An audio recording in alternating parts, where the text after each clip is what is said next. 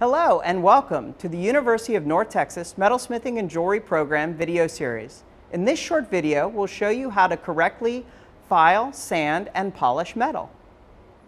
In the previous video, we demonstrated sawing out this piece.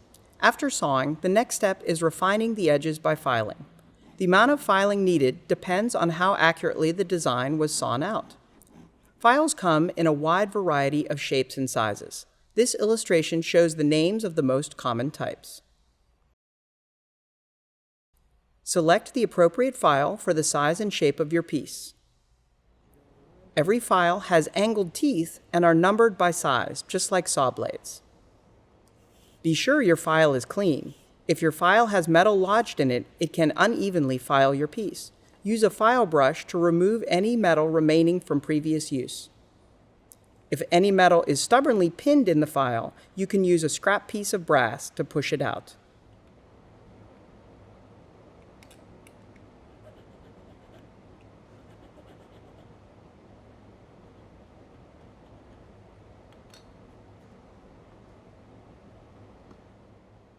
When filing, always have your piece securely held, either on your bench pin or in a ring clamp.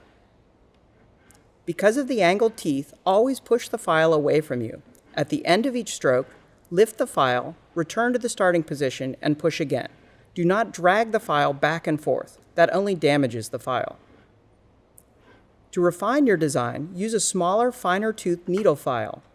If the edge of metal needs to be rounded for safety or comfort, use the file to consistently radius the edge.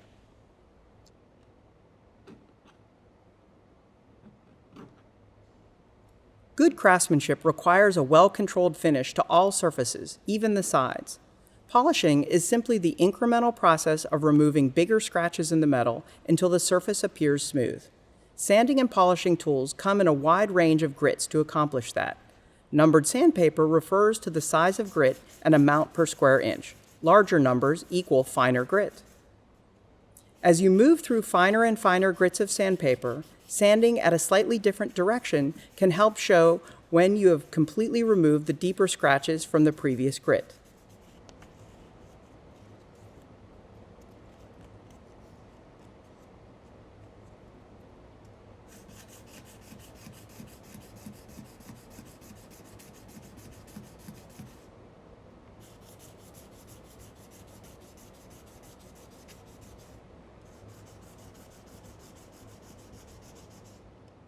Using sanding sticks can help refine edges or hard-to-reach areas. These sticks are color-coded based on their grit, or you can easily make your own. If the piece is to be polished after sanding, it should be sanded to at least 400 grit.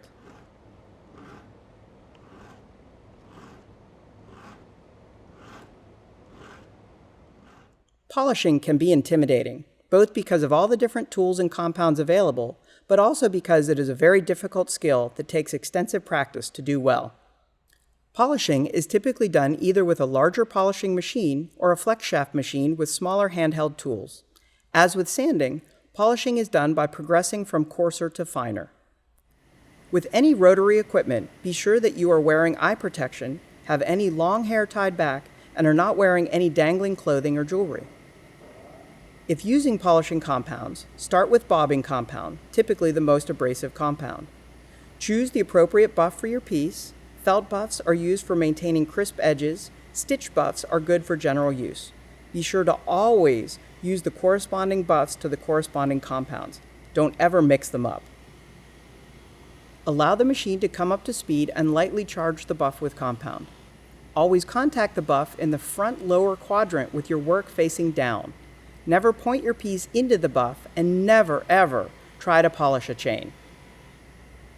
After charging the buff, lightly push your piece into the buff, gently removing the previous scratches from sanding. Keep in mind the metal can heat up from the friction, so be careful and cool the piece as needed. Depending on the final finish desired, repeat this process using white diamond, a finer abrasive compound, and then, if desired, a colored rouge corresponding with the metal being polished. Rouge burnishes or smooths the surface as opposed to removing any metal.